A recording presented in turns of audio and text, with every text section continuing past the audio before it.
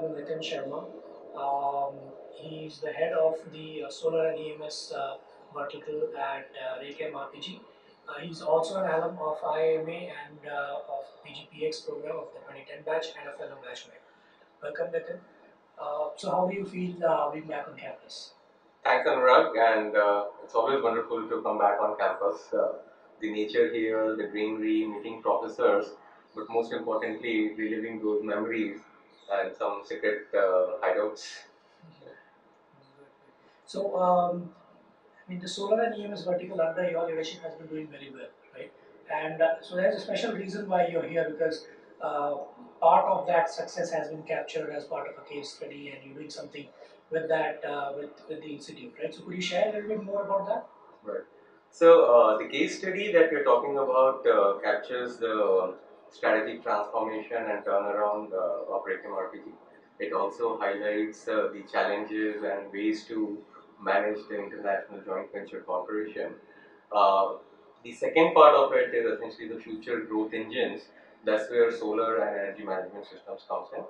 Uh, as part of that transformation, we started this as a new business line. We got great success initially with solar, and now we are pioneers when it comes to energy management system. We are the first and the only company to have installed a megawatt scale energy storage system. And if renewable needs to come in main fold, then energy storage is the critical piece of the puzzle, and we are very excited to have that piece of the puzzle well under control. Okay. And so there's a case study on it, I believe, right? And that's something that's been taken up at the university, at the institute, and the students are studying that right now. Yeah, the students are studying the part one of the case study, which is essentially how do you assess a given problem, the strategic transformation piece of it, and how do you identify your future growth prospects and the growth engines. So that is the part of the case study that students are going over right now. The follow-on case study will capture how some of these growth engines actually see the light of the day and you take it further. So I mean, it's great to know the success that you've had. What were the major challenges that you had faced during this process?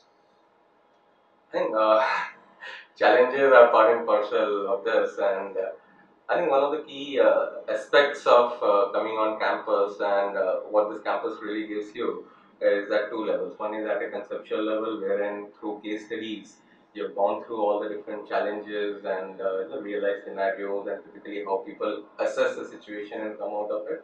But more importantly, at an emotional and a confidence level, you know that if there is a problem, there is a solution. If there is a solution, then probably you are best suited to come up with that solution and keep pushing forward. And so, is that what specifically do you think? Which were the elements that I may help you with or equip you with to tackle these challenges? So, so that's what I was talking about. So, one is at a conceptual level when you go through the complete course material, which is essentially around the case studies. You see multiple problems, and these are real life problems, right? And some of the discussions that you go through the class essentially make you analyze the given situation and see how really you come out of it. But important aspect is essentially that it also gives you a confidence that you have the basic constructs with you to be able to push forward and attain some of these problems with confidence and come out of it. So it's both on the theoretical side of the thing, but importantly on the confidence and the working side of it. And on the leadership front, your own personal style of leadership, the way you handle things, um, how has that evolved over a period of time? Right. So I think one of the critical aspects of leadership is essentially for me is more about team. There cannot be a single person or a leader or a head agenda. It has to be nurtured by the core team. Unless it's nurtured by the complete set of team members who are there, it will be difficult for them to sustain pressure over a long period of time, because unless everybody feels that okay, this is a joint mission that we are going forward. So for me, leadership is more about team working, making sure that you own the responsibility while share the credits. So these are some of the very important aspects what keeps the team together and keep moving forward. So it seems like that the leadership formula that you are using, or something that you internalized, is something that is an important element of your success mantra, right? I think so far it has definitely contributed a lot. And are there anything else that you think is integral to your way of achieving success, the kind of success that you've achieved so far? Do you think there are other pieces, other elements which also have contributed in a large way? And there are multiple factors, and success for me is not really a defined destination, right? Means you define a milestone, you reach that milestone, that paves the way or a journey towards another milestone. So it's a continuous journey. What really helps is the core belief and confidence that you have, but most importantly, the team that comes together and they work together, be it good times, but many times actually it's more bad times when you need to kind of come together, come out of it. Uh, on top of it, obviously, the emotional support that you get from your family and friends like you, so it always helps a lot. So what's next for RKM, Raychem, and for Raychem as well as for you both, the organization as well as for you personally? So, from an organization perspective, I think we are on a very strong footing. Many of the transformation elements that we just talked about, which are also captured as part of the case study, uh, they have all been executed very well. And I personally believe, along with the management team, that we are ready to sustain growth for next 5 to 7 years to come.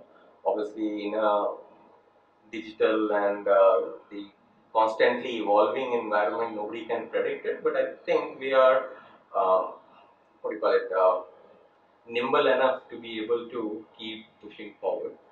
Uh, Personally, from my perspective, I think we as a team have been able to take a good lead in terms of the solar and the energy storage market. I believe that given some of the changes which are happening both on the country level, which is at the regulatory level, as well as at the business environment level, we are well positioned given that we have done technical collaboration with Dynapower USA, which is a global leader when it comes to energy management systems with over 500 megawatt hours of installation. So we all feel very excited looking at the future. And anything in general that you would like to share with the IIMA community? I think it's probably the best community. Just enjoy the time when you are here, and as I say, like you can take student out of campus, but probably campus will always remain with students. So just enjoy the experience that you are having. I think the whole reason of making the course so compact and wherein you undergo the what do you call it? The rigors of the Yeah, program and when you undergo the rigors of the program, I think at a fundamental level, it's kind of reworking on some of the old wires that will make sure that when you actually face some of the real life problems, you are better prepared to address those challenges and keep pushing forward. Just enjoy the time when you are here. Yeah. all right, Nitin, it was great having you here and wish you a lot of success. You and Raychem both a lot of success. Thank you. It's been Thank my you for being pleasure. here. Yeah.